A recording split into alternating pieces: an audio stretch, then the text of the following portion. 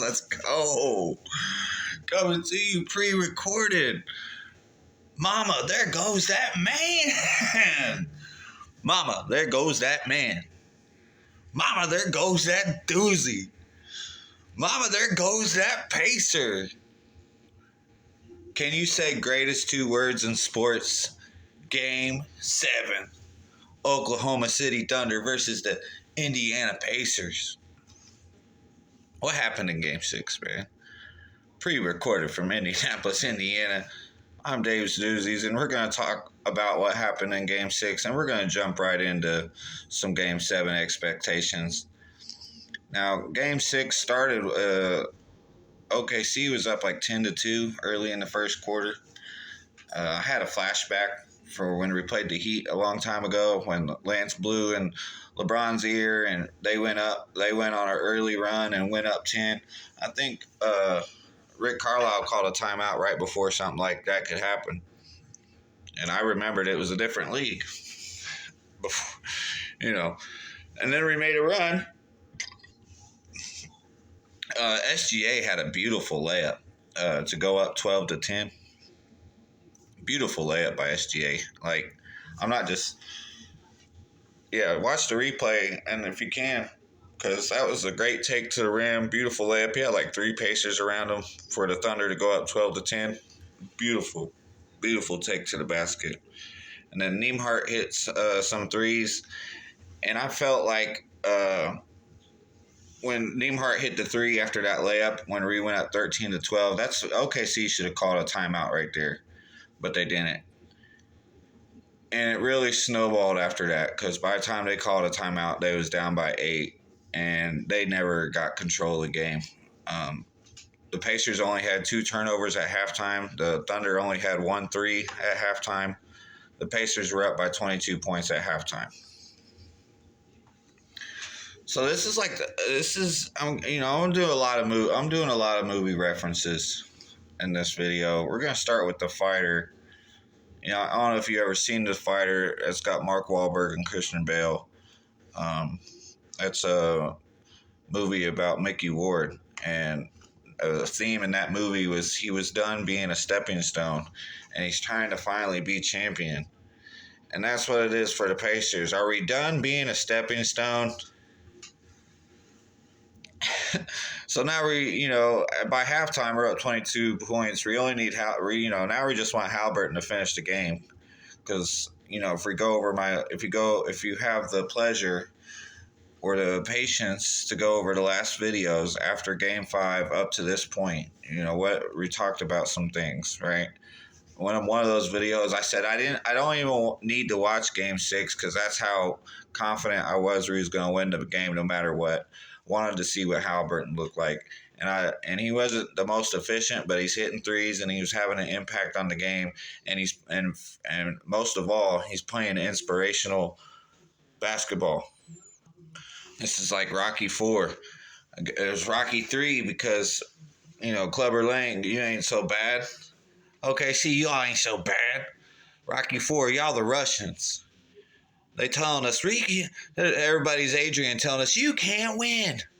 You can't win. Now we're going into Game 7. There is no easy way out.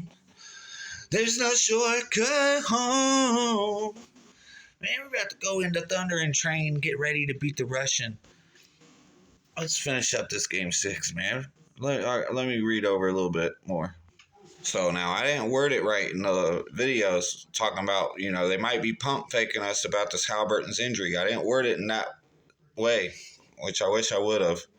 But I was basically trying to warn y'all in the video before. How many times have we seen this? We don't know what to expect from Haliburton. And I wanted to unpack Game 6 and get a look at Haliburton before I got too optimistic. Haliburton he didn't even have to play in the fourth quarter. So he finished the game. He looked fine. He had Tyrese Haliburton had played 23 minutes. He was only 5 of 12, but he hit 3 threes. He had 14 points, 5 assists, 2 steals, only 1 turnover, 4 rebounds. So I'm okay with what Haliburton was doing out there. And we played team basketball. Obi Toppin led the team with 20 points. So he was playing Pacer basketball, playing team ball movement, team basketball. Miles Turner only shot 1 for 9, but he had 4 rebounds, 2 blocks. Miles Turner's having a defensive presence over Chet Holmgren all series. Chet Holmgren didn't do shit. He was 2 of 9, 6 rebounds, 4 points in 24 minutes for Chet Holmgren. Matherin didn't do shit, so I was wrong about that. He's forcing too many threes. He didn't get no free throws. He shot 5 of his 6 attempts was threes. So I want to see Matherin attacking the basket more. I don't know what I was really upset about that, but Nembhard did shoot 5 of 7 from the field, 3 of 5 from 3, 4 of 4 from the free throw line, 4 assists, 3 steals. Great defense tonight by Nembhard, and he got 17 points. Just exactly what I was calling for, at least 15 to 20 points from Nembhard. He came through, and he only did it on 7 shot attempts. He hit 3 threes, 4 points from the free throws. Siakam led the team in shot attempts. He was 6 of 14. Pascal Siakam led the team in shot attempts. He only took 14 shots, 6 of 14 shots, 1 of 3 from 3, 3 of 3 from the free throw line, 13 rebounds, 3 assists. He had a block. Siakam had 16 points, very impactful and effective 16 points, 13 rebounds from Pascal Siakam. TJ McConnell, I mean, he could fuck around and win MVP if he keeps this shit up. The stats don't tell the whole story, right? You ever heard that? TJ McConnell was 6 of 12 from the field. He missed 2 free throws, 0 of 2. He had 9 rebounds. What? TJ McConnell, the littlest guy on the court. He's probably, I think he's got, me and him got small hands. Had 9 rebounds. TJ McConnell had 9 rebounds, 6 assists, 4 steals, 12 points for TJ McConnell. As I mentioned earlier, Obi Toppin led the team in points. Oh, there was no stopping Obi Toppin tonight. 23 minutes, 6 of 12 shooting, 4 of 7 from 3. He missed some free throws. 6, or was that right with the 4 of 7 from 3? It could be. 6 rebounds, 2 steals, 20 points for Obi Toppin in 23 minutes. As I said, Chet Holmgren didn't do shit. So, yeah, I mean, Miles Turner may not be doing much on the offensive end, but he's shutting Chet Holmgren down. He's their 3rd best scorer coming into the finals, and he's done a great job defensively throughout the series for the most part. I mean, here we are going into Game 7. SGA only had 21 points in Game 6. Jalen Williams had 16 points. So last game they combined for 71 points. This game they combined for 37. So, we got it cut in half, right? So SGA, again, MVP, only scored 21 points. That's good defense by the Pacers. Jalen Williams, 16 points. Jalen Williams is just so fast, though, and gets to the basket really good. Sorry, I just couldn't help but give him some flowers. Mark Daigneault, I'm getting back to not remembering. I don't think I ever knew his name. Mark Daigneault. Didn't tried to trust his team too much. He's not used to coaching in these. They talk about how young the Thunder are. Mark Daigneault, like I mentioned earlier, I felt like he should have called a timeout when we took the lead at 13-12. I mean, they had just led the game 10-2. We hadn't made a field goal until that run, and then we took the lead. And I get you want to trust your team, but you got to know when you got to call some timeout. I mean, Rick had just called a timeout. You can't be. You got to read the room. And really, I'm being generous because he could have called a timeout before that. Try not to let us even take the lead at all. But I'm nitpicking. He can't figure out what he's doing with Isaiah Hartenstein. Isaiah Hartenstein didn't start the second half. So Hartenstein only had like 16 minutes. They started the series not starting him when he's been starting all playoffs, and then they went back to starting him, and he really hasn't been much of an impact for the Thunder, and he was in their top 5 scorers coming into the finals. So keep an eye on Isaiah Hartenstein. He has one last-ditch effort to have a scoring impact on the series in Game 7. So yeah, Mark Daigneault can't figure out what he's doing with those rotations. He's still trying to figure out a lineup. I think he's young. He's intimidated by the great Rick Carlisle. Uh, I don't know. We'll get into that in a second.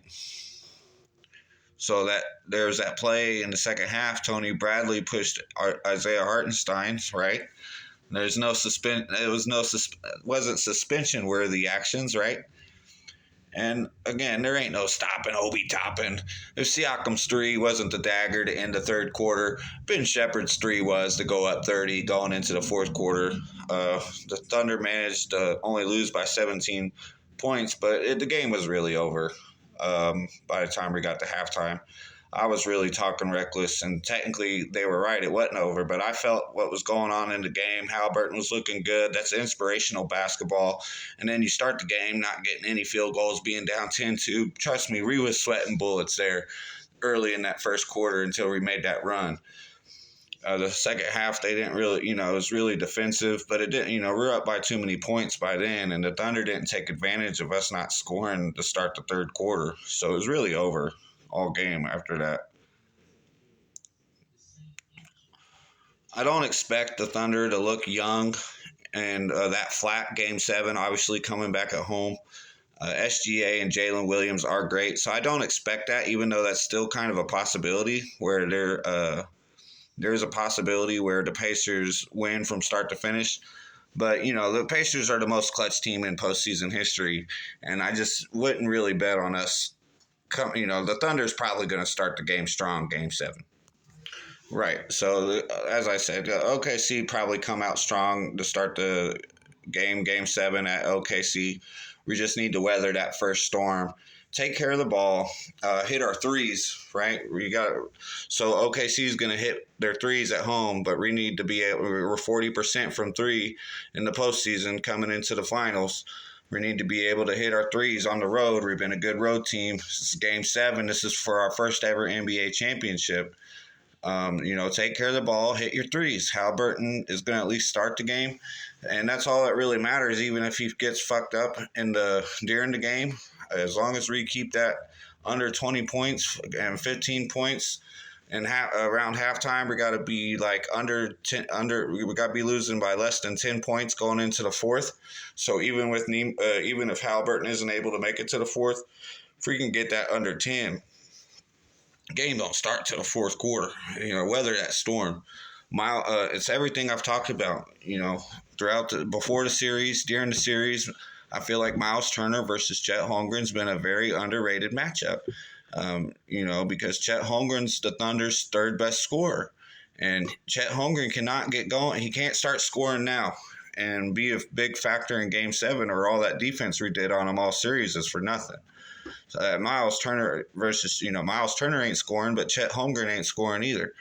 And Chet matters more to the Thunder than Miles does when it comes to scoring the ball. Miles Turner's been playing great defense. So if we can keep that defense up on Chet, and if he can, Miles Turner scoring 20 points is a bonus right about now. He's really been non-existent on the offensive end. But he's going to keep getting his looks because he's the longest tenured Pacer, and he's also our third best scorer statistically, I think. But we got more scores than the Thunder do to make up for that. And Halliburton's playing inspirational basketball. He looks fine. He had some steals, had some assists, hit some threes. So, him just showing up and keeping that same energy is going to be inspirational for us to play. Pascal Siakam's our leading scorer for the team. Andrew Nembhard, playoff Drew, Aaron Nesmith, Obi Toppin, TJ McConnell. I've been high on Benedict Mathurin, but that's why Rick Carlisle's the coach, not me, right? Ben Shepherd, the mustache, had 7 points tonight. So, again, OKC will hit threes, but we got to play better than the next guy.